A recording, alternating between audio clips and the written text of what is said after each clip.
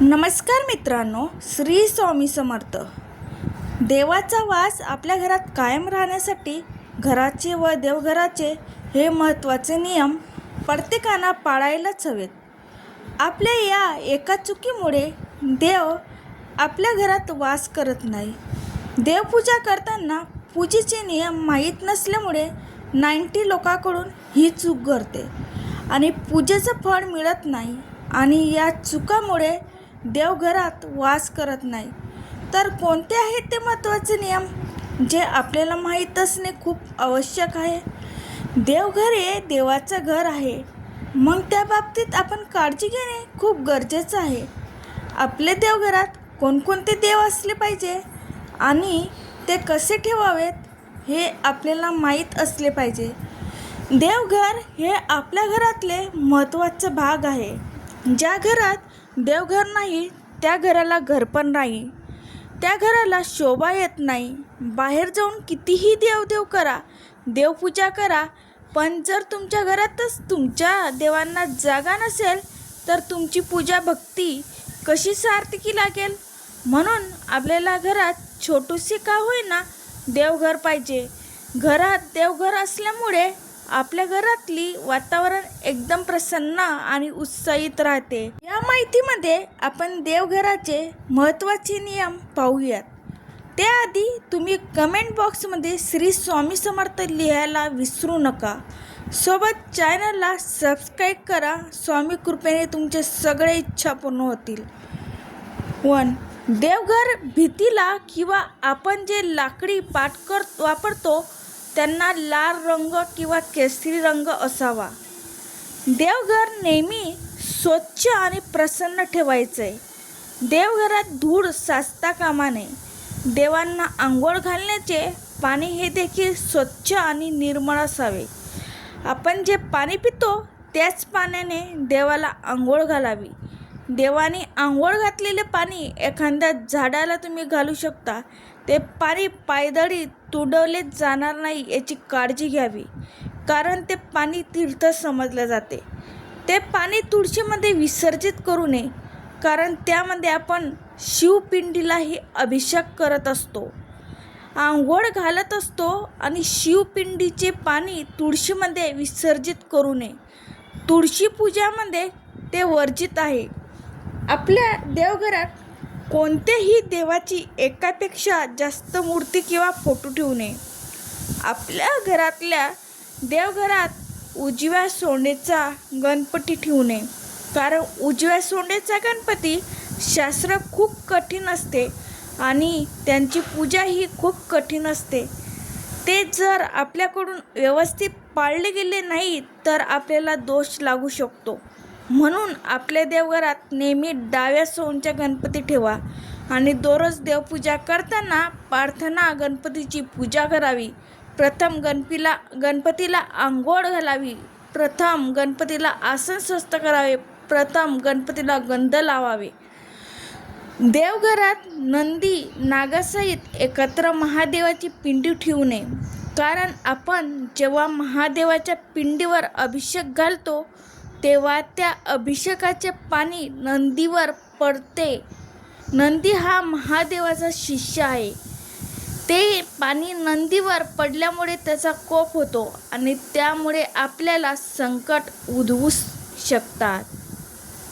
आपल्याला आपली कुलदेवता आणि कुलदैवत माहीत असणे गरजेचं आहे. जर माहीत नसतील तर आपल्याला विविध संकटांना तोंड द्यावं लागतं. आपल्या देवघरात आपल्या कुलदेवतेचा एक फोटो किंवा एक मूर्ती असणे आवश्यक आहे. आपण देवाला जे फुले वाहतो म्हणजे ते निर्माल्य बनते, ते पुन्हा वापरात आणायचं नसते. देवी देवतांना वाहिलेलं फूल नैवेद्य या गोष्टी अनेक दिवस प्लास्टिकच्या पिशवीत साठवून ठेवल्या जातात. हे निर्माल्य वेळीच घराबाहेर टाकलं नाही तर घरात वास्तुदोष निर्माण झाल्याशिवाय राहत नाही. अशा गोष्टीमुळे घरात कटकटी, भांडणे, वादविवाद झाल्याशिवाय राहत नाही. तसेच वाट लावल्यानंतर जाळलेल्या काड्या तशाच घरामध्ये दिवसेंदिवस राहतात. त्यांच्यामुळे जास्तीत जास्त निगेटिव्ह एनर्जी निर्माण होते. अशा जळलेल्या काड्या वेळोवेळी फेकून देता. चला, भंगलेले किंवा तुटलेले मोडलेले मूर्ती किंवा देवाचे फोटो देवघरात व पूजा ठेवणे. देवी देवताच्या भंग पावलेल्या मूर्ती एखाद्या झाडाखाली अथवा मंदिरात विसर्जित कराव्या. देवाच्या मूर्तीचे तोंड किंवा फोटोचे तोंड दक्षिणेकडे करून ठेवायचे नसतात. देवघर नेहमी ईशान्य दिशेला असावे व देवाचे तोंड पूर्व उत्तर या दिशेला असावेत. देवघरातले शाळीग्रामवर अक्षता वाहायचे नसतात. शिवपिंडीवर हळदकुंकी वाहायचे नसतात. शिवपिंडीला भस्म लावायचं असते. ओलं कपडे घालून म्हणजे ओल्या वस्त्री देवपूजा करायची नसते. देवांना एका हाताने कधीच नमस्कार करायचा नसतो. 2 हातांनी नतमस्तक होऊन मनापासून भक्तिभावाने भगवंताला नमस्कार करावा. तो भगवंतापर्यंत पोचतो. आपण देवघरात जी समई लावतो व निरंजन लावतो त्यात तेल आणि तूप एकत्र घालू नये. तेलाचा दिवा वेगळा आणि तुपाचा दिवा वेगळा लावावा. समईच्या ज्योतीवर निरांजन किंवा दुसरा कोणतीही दिवा पेटवायचा नाही. दिव्यामध्ये नेहमी 2 वाती लावायच्या. जीवाचं आणि शिवाचं प्रतीक म्हणून या वाती लावायच्या असतात. देवघरात घंटी जरूर असावी. सकाळ संध्याकाळी घंटी नाद व्हायला हवा. यामुळे घरातली नकारात्मक ऊर्जा निघून जाते. घंटी नाद झाल्यामुळे घरातली वातावरण सकारात्मक होते व प्रसन्न राहते. देवांना नमस्कार करताना आपल्या डोक्यातली टोपी काढून नमस्कार करावा. देवापुढे नतमस्तक व्हायचं असते. आपण त्यांना शरण गेलेलो असतो. आपण देवघरात किंवा मंदिरात जी स्तोत्र किंवा मंत्र म्हणतो ती मोठ्या आवाजात म्हणायची. परंतु जप करताना देवाचे नामस्मरण करत असतात म्हणून ते शांततेत केलेले. देवांना आपण जेव्हा गंध लावतो तो गंध करंगळी शेजारील बोटाने लावायचा आहे आणि आपल्या पितरांना म्हणजे पूर्वजांना अंगठ्याने शेजारील बोटाचे गंध लावावे. स्वतःला मधल्या बोटाने गंध लावावे व इतरांना अंगठ्याने गंध लावावे. नैवेद्याच्या पाण्यात किंवा ताटात मीठ वाढू नये. त्याचप्रमाणे कांदा, लसूण, लिंबू देखील वाढू नये, कारण हे सर्व पदार्थ तामसी आहे. तामसी पदार्थ देवांना चालत नाही. मारुती हा ब्रह्मचारी आहे, त्यामुळे त्याची मूर्ती देवघरात ठेवायची नसते. त्याची मूर्ती जर देवघरात ठेवली तर घरातल्या 3ऱ्या पिढीचा वंश खंडित होण्याची शक्यता असते. म्हणून मारुतीची मूर्ती देवघरात ठेवू नये. देवघरात कमीत कमी मूर्ती व फोटो असावेत. देवाचे फोटो दक्षिण भिंतीला लावू नये. देवाघरच्या अगदी समोर तिजोरी नसावी. तिजोरीसाठी उत्तरेकडे तोंड करून सेपरेट जागा असावी, कारण उत्तर ही दिशा लक्ष्मीची आहे. देवघरात पूर्वजाचे फोटो लावू नयेत. पूर्वजाचे फोटो लावण्यासाठी दक्षिण दिशा योग्य आहे. घरामध्ये देवघर अशा ठिकाणी असावे तिथे दिवसातून काही काळासाठी तरी सूर्यप्रकाश व ताजी हवा पोहोचेल. त्यामुळे घरातली विविध दोष आपोआप नष्ट होतील. घरामध्ये कोणतेही प्रकारचे वास्तुदोष राहणार नाही.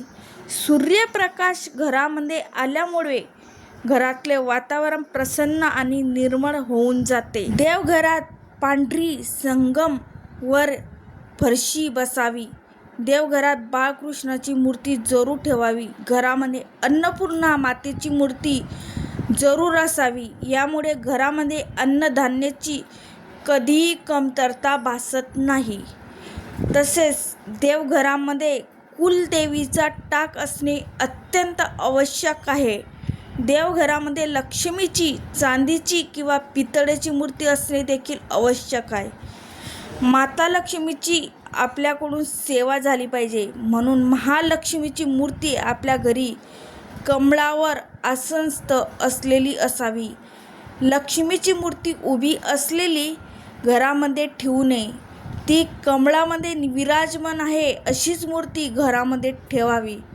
यामुळे आपल्या घरात ही लक्ष्मीची निरंतर वास करते. देवघराच्या वरील बाजूस निर्माल्य असू नये. तसेच कोणत्याही प्रकारचे आडगळ ही देवघराच्या वरती ठेवू नये. आपल्या पूजेचे सामान सुद्धा एखाद्या खाली ड्रॉवर करून त्याचमध्ये ठेवावे. पूजेचे सामान व्यवस्थित ठेवा व इकडे तिकडे पसरलेले नसावे. पूजेच्या सामानाला कोणाचाही पाय लागणार नाही याची काळजी घ्यावी. पूजेचं सामान ठेवताना स्वच्छ ठिकाणी ठेवावे. त्यामुळे त्याच्यामध्ये निर्मळता, सात्विकता आणि पवित्रता राहिली पाहिजे. देवघरात यंत्र असल्यास ती उभी मांडू नयेत. जमिनीशी समांतर अशी मांडावी आणि यंत्र अखंड असावीत, ती जोडलेली नसावीत. काही घरामध्ये अगदी कमी जागा असते. इथे देवघर भिंतीला अडकून उभ्यानेच पूजा केली तर चालते. देव आपल्या सर्व समस्या समजून घेतो आणि आपली पूजा मान्य करून घेतो. फक्त स्वच्छ मनाने, भक्तिभावाने देवाची पूजा करणे गरजेचं आहे.